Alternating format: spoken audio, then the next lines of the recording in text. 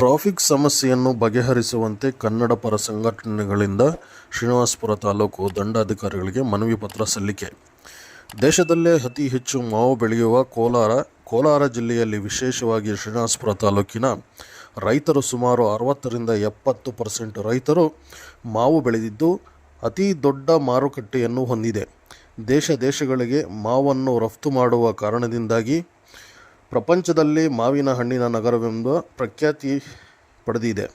ಪ್ರತಿ ವರ್ಷ ಮೇ ತಿಂಗಳಲ್ಲಿ ಮಾವು ಕಟಾವು ಆಗುತ್ತದೆ. ಮಾವಿನ ಮಂಡಿಗಳು ಸಹ ಆರಂಭವಾಗಿದ್ದು, ಮಂಡಿಗಳ ಬಳಿ ಹಾದು ಹೋಗುವ ಚಿಂತಾಮಣಿ ಮತ್ತು ಬೆಂಗಳೂರು ರಸ್ತೆ ಬದಿಗಳಲ್ಲಿ ವಾಹನಗಳನ್ನು ಚಾಲಕರು ನಿಲ್ಲಿಸಿ ಸಾರ್ವಜನಿಕರಿಗೆ ಬಹಳಷ್ಟು ತೊಂದರೆಯುಂಟಾಗುತ್ತದೆ. ಮಾವಿನ ಮಂಡಿಗಳಿಗೆ ಇತರೆ ರಾಜ್ಯಗಳಿಂದ ಮಾವಿನ ವಹಿವಾಟಿಗಾಗಿ ವಿವಿಧ ರೀತಿಯ ವಾಹನಗಳು ಆಗಮಿಸುತ್ತವೆ.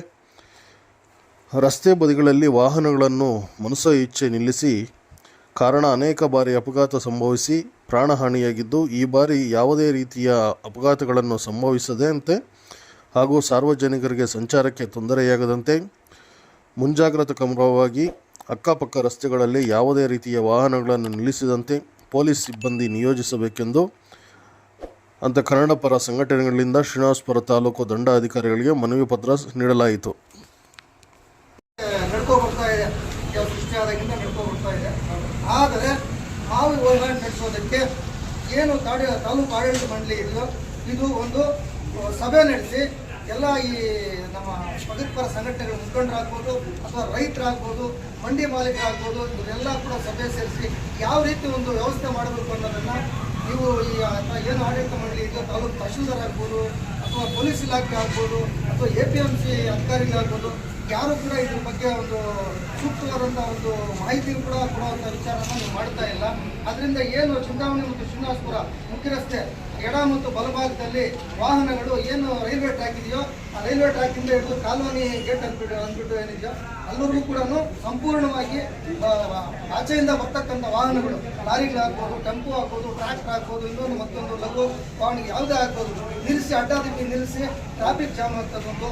ಮತ್ತು ಈ ಹಿಂದೆ ಅನೇಕ ಬಾರಿ ಸುಮಾರು ಜನ ಪ್ರಾಣ ಕಳೆದುಕೊಂಡಿದ್ದಾರೆ ಈ ವಿಚಾರದಲ್ಲಿ. ಆಗಲೂ ಕೂಡ ಏನು ಹೋರಾಟಗಾರರಿದ್ದೀವೋ ನಿಮ್ಮಂಥ ಹೋರಾಟಗಾರರು ಗಮನಕ್ಕೆ ತಂದರೂ ಕೂಡ ನಾವು ಯಥೇಚ್ಛವಾಗಿ ನಿರ್ಲಕ್ಷ್ಯ ವಹಿಸುವಂಥ ಒಂದು ಕೆಲಸನ ಮಾಡ್ತಿದ್ದೇವೆ ಹೊತ್ತು ಯಾವುದೇ ಕಾರಣಕ್ಕೂ ಇದನ್ನು ಜವಾಬ್ದಾರಿ ತಗೊಂಡು ಹೆಂಗೆ ಮಾಡಬೇಕು. ಈ ಒಂದು ಶ್ರೀನಿವಾಸಪುರ ಮಾವಿನ ಒಂದು ಇದಕ್ಕೆ ಪ್ರಸಿದ್ಧಿ ಪಡೆದಿರುವಂಥದ್ದು, ಇಡೀ ಪ್ರಪಂಚಕ್ಕೆ ಇದು ಒಂದು ಫೇಮಸ್ ಅನ್ನೋ ವಿಚಾರದಲ್ಲಿ ನೀವು ಯಾವುದೇ ಕಾರಣಕ್ಕೂ ಕೂಡ ಅದನ್ನ ಅರ್ಥಕೊಳ್ಳದೆ ನಿರ್ಲಕ್ಷ್ಯತೆ ಮನೋಭಾವದಿಂದ ಈ ರೀತಿ ಅಪಘಾತಕ್ಕೆ ಹಾಕೋದಕ್ಕೂ ಕಾರಣಕರ್ತರಾದಂಥ ನೀವು ಈ ರೀತಿ ಟ್ರಾಫಿಕ್ ಜಾಮ್ ಆಗಿ ಒಂದು ಆಂಬುಲೆನ್ಸ್ ಬರಬೇಕು ಅಂದ್ರೂ ಕೂಡ ಕಷ್ಟ. ಯಾರನ್ನ ಹಾಸ್ಪಿಟಲ್ ಪೇಷಂಟ್ ಏನಾದರೂ ಬರಬೇಕು ಅಂದ್ರೂ ಕೂಡ 2 ಗಂಟೆ 3 ಗಂಟೆ ಹೊತ್ತು ಕಾಯಬೇಕಾಗ್ತದೆ. ಪೊಲೀಸರು ಅಕಸ್ಮಾತ್ ಏನಾದರೂ ಅವರು ಸ್ವಂತ ಇಂಟ್ರೆಸ್ಟ್ ತಗೊಂಡು ಕೆಲಸ ಮಾಡಬೇಕು ಅಂತ ಹೇಳಿದ್ರು ಕೂಡ ಆ ಕಡೆ ವಾಹನ ಈ ಕಡೆ ತೆಗಿಯೋಕ್ಕಾಗಲ್ಲ, ಈ ಕಡೆ ಆ ಕಡೆ ತೆಗಿಯೋಕ್ಕಾಗಲ್ಲ. ಈ ರೀತಿ ಇದು ಸ್ಟಾರ್ಟ್ ಆಗಿರೋದು. ಇವಾಗ ಇಮಿಡಿಯೇಟ್ಲಿ ದಯವಿಟ್ಟು ಒಂದು ಸಭೆ ಮಾಡಿ ಅಲ್ಲಿ ಪಾರ್ಕಿಂಗ್ ಒಂದು ವ್ಯವಸ್ಥೆ ಮಾಡಿ, ಯಾವುದೇ ಕಾರಣಕ್ಕೂ ಒಂದು ವಾಹನ ಆಚೆ ನಿಲ್ಲಿಸಬಾರ್ದು. ಅಲ್ಲಿ ವಹಿವಾಟು ನಡೆಸಿ ಅದಕ್ಕೆ ನಾವು ಸ್ವಾಗತ ಮಾಡ್ತೀವಿ.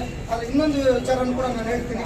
ಏನು ಮಂಡಿ ಮಾಲೀಕರಿದ್ದಾರೆ ಇವರು 10% ರೈತರ ಹತ್ರ ಕಮಿಷನ್ ಪಡಿತಾ ಇದ್ದಾರೆ. ಆಚೆಯಿಂದ ಬರ್ತಕ್ಕಂಥ ವ್ಯಾಪಾರಸ್ಥರ ಬಳಿ 10% ಕಮಿಷನ್ ತಗೊಳ್ತಾರೆ. ಈ ಕಮಿಷನ್ ತಗೊಳ್ಳೋದೇನಾದರೂ ಸರ್ಕಾರದಿಂದ ಅವ್ರಿಗೇನಾದರೂ ಆದೇಶ ಇದೆಯಾ? ಹೆಂಗೆ ಪಡಿತಾರೆ? ಪಡೆದವರು ಅವ್ರಿಗೆ ಮೂಲಭೂತ ಸೌಲಭ್ಯ ಕೊಡಬೇಕಲ್ಲ ಇದಕ್ಕೆಲ್ಲನೂ. ಇವರು ಈ ರೀತಿ ಕಮಿಷನ್ ಹಣ ಪಡ್ಕೊಂಡು ಇವರು ಮಂಥನಗಳನ್ನು ದೊಡ್ಡ ಮಾಡ್ಕೊಂಡು ಹೋಗ್ತಾರೆ.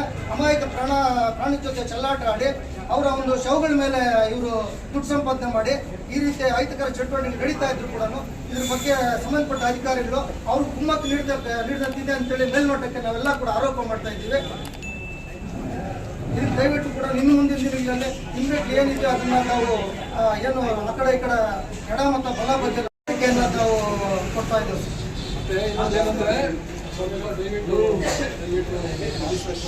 ವಿಚಾರ ಏನು ಈ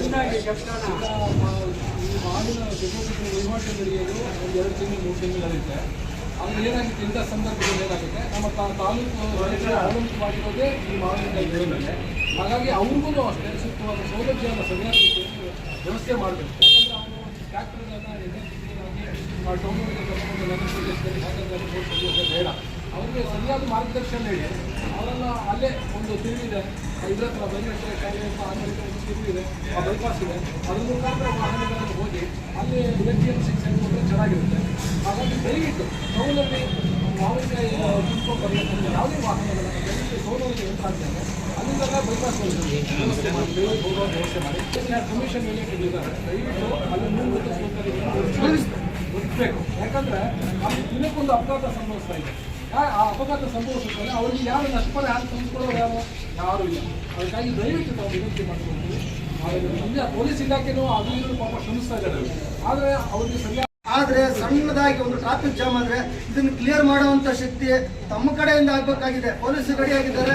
ನಾವೇನಿದ್ರು ಈಗ ನಮ್ಮ ರಾಜ್ಯಾಧ್ಯಕ್ಷ ಆರೋಪಣೆ ಮಾಡಿದಂಗೆ ಇದಕ್ಕೆ APMCಗೆ ತಹಶೀಲ್ದಾರ್ ಸಾಹೇಬ್ರೆ ಅದಕ್ಕೆ ಅಧ್ಯಕ್ಷರಾಗಿರೋದ್ರಿಂದ ಮುಕ್ತಾಗಿ ಒಂದು ಸಭೆಯನ್ನು ಕರೆದು ಇಮಿಡಿಯೇಟ್ಲಿ ಅದನ್ನು ಅಲ್ಲಿ ನಡೀತಾ ಇರತಕ್ಕಂಥ ವಿಚಾರಗಳನ್ನು ನಡೀತಾ ಇರತಕ್ಕಂಥ ಅಹಿತಕರ ಚಟುವಟಿಕೆ ಮಾಡಿದಾಗೆ ಈ ಒಂದು ಚುನಾವಣೆ ಜನತೆ ನಿಮ್ಮಲ್ಲಿ ಇಟ್ಟಿರುವಂಥ ವಿಶ್ವಾಸ ಅವರು ಕೂಡ ಖುಷಿಪಡಿಸುವಂಥ ಆಗ್ತದೆ ಅಂತ ಈ ಸಂದರ್ಭದಲ್ಲಿ ಹೇಳ್ತೀನಿ ಸರ್. ದಯವಿಟ್ಟು ಇನ್ನು ಮುಂದೆ ಈ ರೀತಿ ನಡೀಬಾರ್ದು.